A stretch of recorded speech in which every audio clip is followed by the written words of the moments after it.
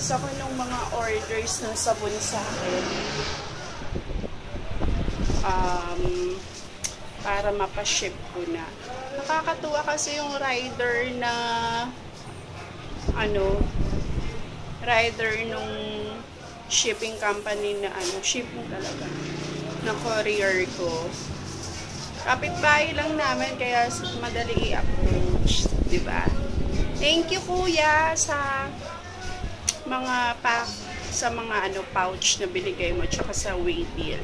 Kanina daw sabi ni mama dumaan dito ng 5 o'clock in the morning. Sobra naman siya, napakaaga niya.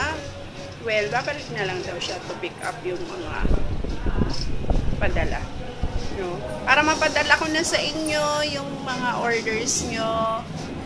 Tapos, what else? Yun lang muna. Mamaya na lang ulit. Ayos-ayos muna ako dito. Ayan. Okay, mamaya na lang. O, tapos pala, maghahanap na ako ng mga damit na pwede kong itinda doon sa may Taytay. Kasi, yon, online seller haven yon na nagtitinda sila ng mga bonggang murang mga damit. Well, ako pa ba papahuli? Grabe na ako sa eyebags. Natatai ako. Sorry. Sige, mamaya na lang para mailabas ko na ang aking sama ng loob. Masalimuot din pala ang buhay online selling. Tingnan mo. Syempre, you have to make your goods as good as possible. Katulad nito, you have to package yung mga orders ng maayos. Kung wala ka rin mga pang-package, diba? Syempre, ayaw mo namang masira sa client mo. And, yun. Step 1, syempre magsusulat-sulat ka. Then, i-wait mo si rider. Ayos orders. And then, ano pa ba? I-pack yung mga bagay-bagay. Anyway, sige, mamaya na ulit. Pinakita ko lang sa inyo yung mga Excel na kapag online selling. Kasi you have to pack pa ng mga things na ganito isa-isa. So, kailangan mo pa siya talagang ayos. Hindi naman pwedeng bara-bara. Hindi mo naman pwedeng hindi lagyan ng support yung mga products mo kasi masisira siya once na na-ship siya sa, di ba yung normally yung mga pouches, plastic lang yon. So, you have to make sturdy na mga box para i-chorba yung mga Teka lang, Bia, nag-aano ng yan. Well, sige, mamaya na ulit. Wait ko na lang yung rider. Yan. Bali, dalawa yung papa-ship ko today. So, kapag etong soaps na to, kasi kapag 8 pieces, 1 kilo. So, 13 pieces, mga nasa, papatak na to ng hanggang 2 kilos. Yun ang charge for 2 kilos. And then, ito naman, below 1 kilo kasi 5 pieces lang to. Ang charge niya under na 1 kilo. So, ayun. Tapos, ito yung receipt. Ito yung green, yung white para sa receiving copy ng bumili. Ewan ko lang doon sa mga ibang shipping company kasi ito naman to, iba naman din. Prepare nyo naman kung anong shipping company ang gusto nyo. So, ito yung green, billing copy, yung blue, consignee, tapos yung pink, yun yung maiiwan sa akin. So, ang mangyayari niyan, after nito, antayin ko na lang yung rider. Tulad na to, ito, yan o. Diba? Ito kasi is padala to sa akin nung supplier ko. So, yung blue, yun yung copy ni client. Yan o. Blue consignee copy. Tapos yung pink sa akin. Green and white doon sa I don't know. Basta yun. Kasi first time ko pa lang din magpapaship ng ganito. So, yun. Lalaman natin susunod. Update ko kayo. Okay? Hi! Kain tayo. Ngayon pa lang ako kain.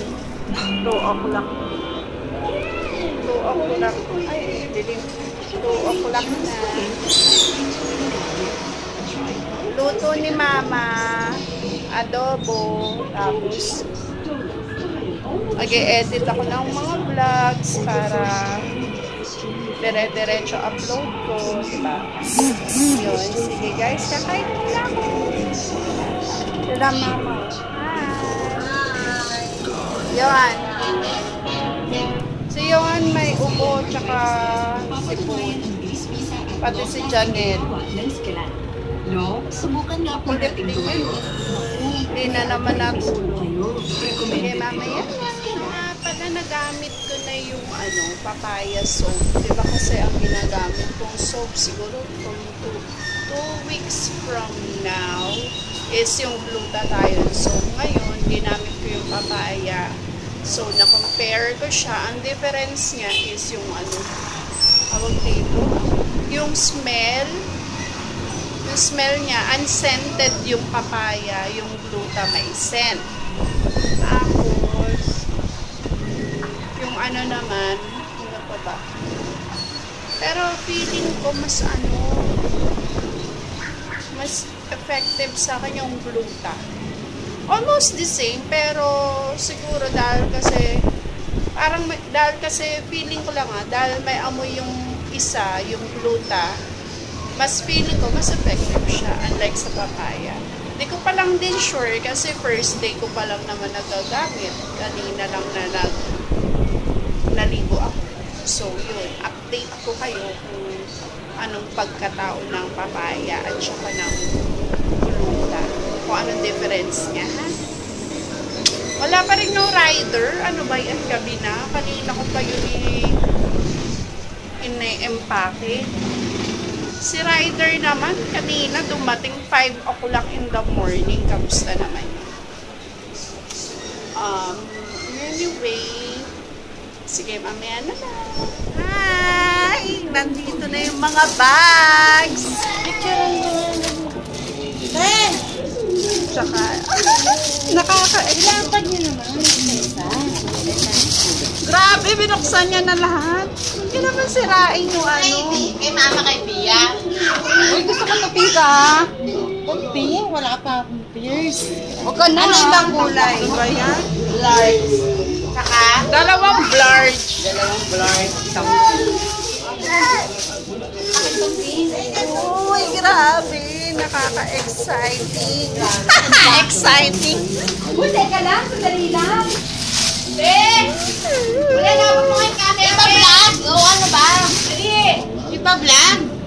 Uy, huwag niyo naman sirain yung mga paper, mache.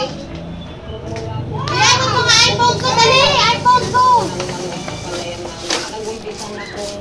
Ay, lagay mo ito dyan lang. Ay, ito yung sa akin, yung Jimmy Choco. Ayan yung gray. Jimmy Chooks. Nalakas ba yung body bag? Ito lang talaga yung body bag. O, ate, ano? Thank you. I-end ko na yung vlog. Ay, Ito pa yung mga tanda natin. isa-isa. Hi! Thank you! Salamat! You know who you are. Thank you so much. Ang saya namin. I love you. Thank you. Uy, may kami, regalong natanggap. Okay, mama. Thank you so much. Pwede lang sabihin. Ay, ito maganda, oh. Good night, guys. Matutulog na kami. Bye-bye. Good night na, Yohan. Good night. Bye-bye na, bye-bye. Dali. Wala, may hawak na airplane eh.